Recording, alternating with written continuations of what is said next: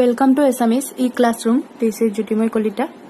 আজিৰ ভিডিঅ'টোত মই দশমমান শ্ৰেণীৰ গণিত বিষয়ৰ অষ্টম অধ্যায় ত্ৰিকোণমিতিৰ অনুশীলনী 8.4 ৰ কোৱেশ্চন দুটামান সলভ কৰিম। সো আজি মই কোৱেশ্চন নম্বৰ 5 ৰ 8 ৰ পৰা ষ্টাৰ্ট কৰিম। আগৰ ভিডিঅ'ত মই 7 লৈকে সলভ কৰি দিছিলো। যদি চোৱা নাই ওপৰৰ আই বাটনটো ক্লিক কৰি চাব পাৰা। তো কোৱেশ্চন নম্বৰ 8 ত আমাক লেফট হ্যান্ড সাইডটো আমি লিখি লৈছো প্ৰথমতে sin a plus cos a whole square plus cos a plus sec a whole square. तो हमें a plus b whole square है जो भांगे दिम sin square a plus प्रथम a square plus b square लिखी लो cos sec a whole square तैसो 2 ये माने उसे sin a आरु b माने उसे cos sec a तार बिसो plus तैसो इटो भांगे दिया a plus b whole square cos square a plus sec square a plus 2 cos a sec a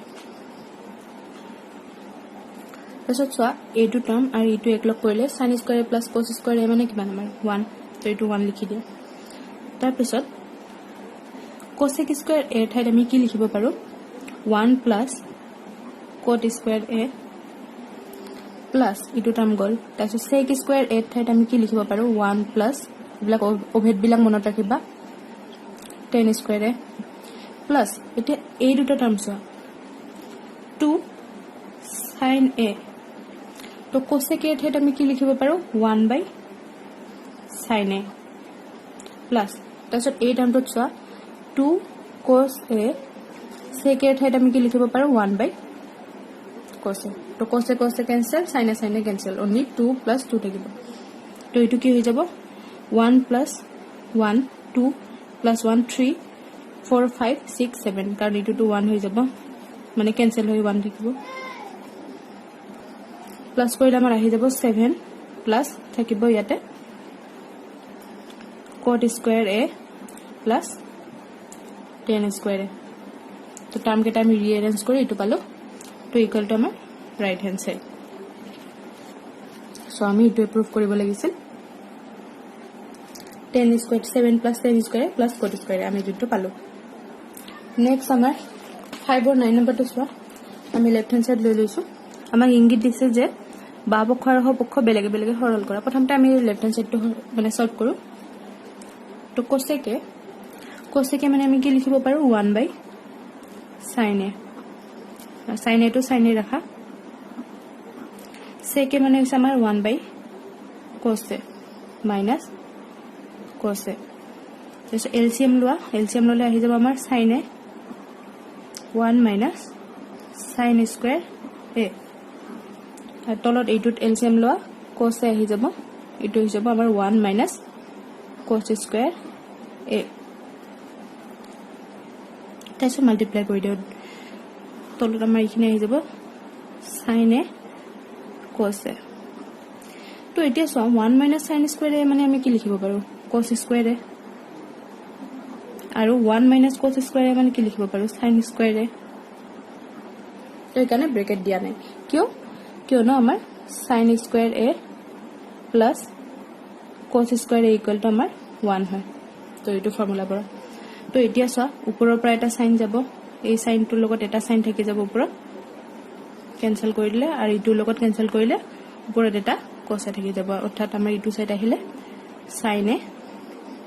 cos a কিন্তু আমি ৰাইট হ্যান্ড সাইডটো পোৱা নাই আমাৰ ৰাইট হ্যান্ড সাইডত আছে ইটো তো আমি ইটোও সলভ কৰি লম ৰাইট হ্যান্ড সাইডটো এক্সট্ৰাকে লিখা রাইট হ্যান্ড সাইডত আমাক দিয়া আছে 1 by tan a plus एग्जामत किटु এনেকে দিয়া না থাকিব তোমালোকক ইংগিত বুলি দিয়া না থাকিব দেখি গম পাব লাগিব যে কোনটো কেনেকে সলভ কৰিব লাগে tan a মানে আমি কি লিখিব পাৰিম sin a by cos a আৰু cot a মানে আমি লিখিব পাৰিম cos a by sin a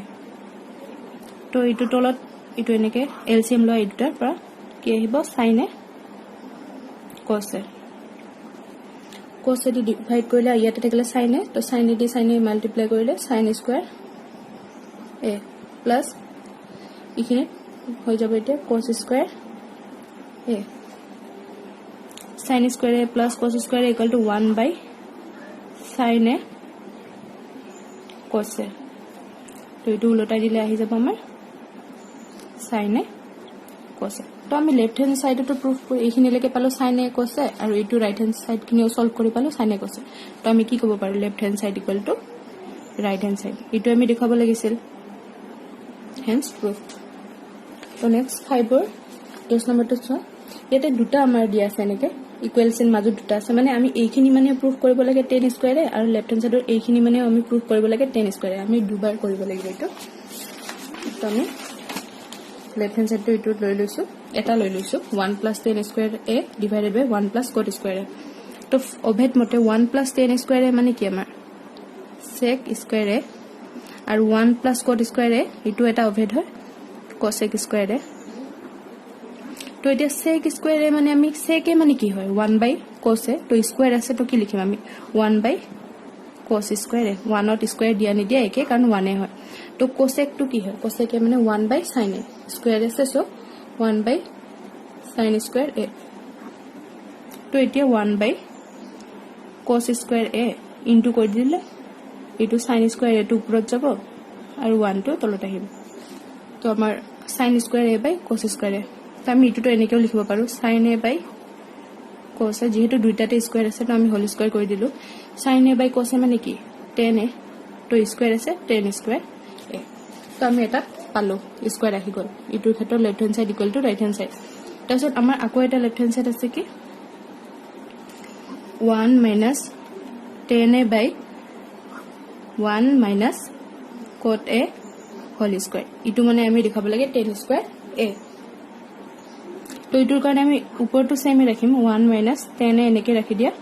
তাৰ পিছত আমি cot a ঠাইত কি লিখিম 1 by cot a মানে হৈছে আমাৰ 1 by 10a তাৰপিছত whole square আছে দি দিবা তাৰপিছত 1 minus 10a তলৰ পৰা এতিয়া যদি এলসিএম লয় ইটো আহি যাব 10a আৰু ইটো আহিব 10a minus 1 whole square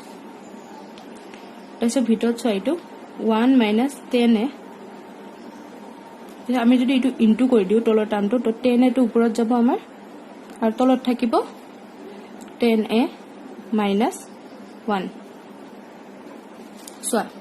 whole square তো এই টাৰ্মটো আৰু ইটো আমি ক্যান্সেল কৰিব পাৰিলো হয় যদি 1 minus 10 থাকিলে তো আমি কি কৰিম এটা মাইনাস কমন ললে হল 1 minus ইটো তেনেকে ৰাখা 1 minus 10a into ওপৰত আছে আমাৰ 10a তলত আমি লিখিব পাৰো এনেকে মাইনাস টো কমন ললো 1 minus 10a এটা তো সেমে থাকিল স্কয়াৰ তো এইখিনি টাৰ্ম ক্যান্সেল গল জাস্ট minus 10a থাকিলে তো minus 10a whole square minus ক স্কয়াৰ কৰিলে তো প্লাস হৈ যায় আৰু তো 10 ক স্কয়াৰ কৰিলে 10 স্কয়াৰ a তো ইকুয়াল টু আমাৰ ৰাইট হ্যান্ড সাইড হৈ গল তো ইয়াতে আমাৰ ট্ৰিগোনোমেট্ৰি ফিনিশ হল তো কিবা যদি নুবুজা থাকে ইয়াৰ ভিতৰত তো তোমালোকে কমেন্ট কৰি জনাব পাৰা আৰু ভিডিওবোৰ যদি চাই ভাল লাগে তো প্লিজ তোমালোকে চেনেলটো সাবস্ক্ৰাইব কৰি দিবা